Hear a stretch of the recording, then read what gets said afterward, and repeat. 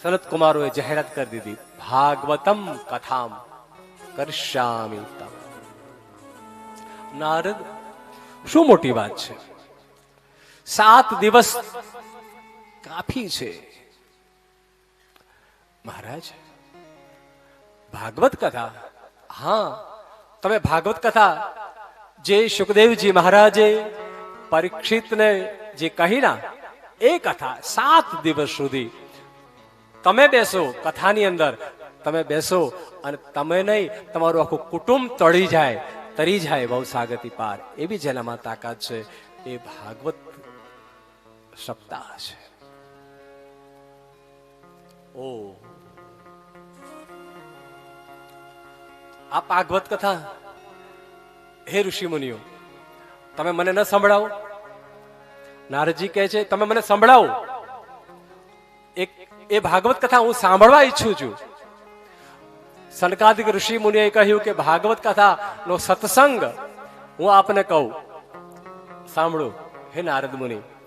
પણ પહેલા તો એ નક્કી કરવું પડે કે ભાગવત સપ્તાહ 7 દિવસનો આ કથાનો પ્રોગ્રામ છે, એ કયા સ્થાને બેસીને કરવો, કથા ક્યાં કરવી?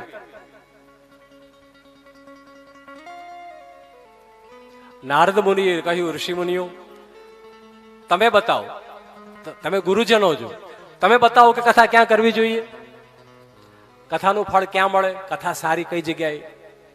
છેક બદ્રિકાશ્રમની ઊંચાઈ ઉપર બેઠેલા ઋષિ મુનિઓ,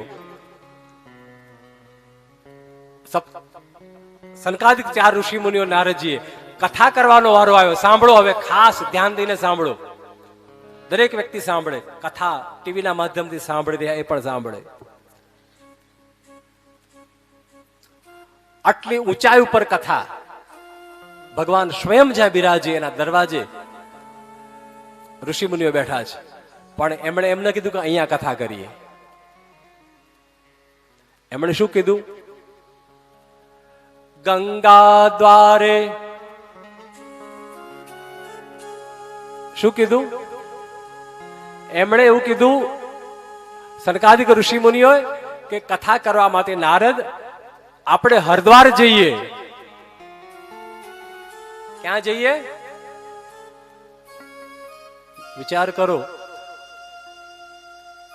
બદ્રી કેદારમાંથી બેઠેલા ઋષિ મુનિઓ કથા સાંભળવા માટે ક્યાં આવે છે? હરિદ્વારમાં આવે છે.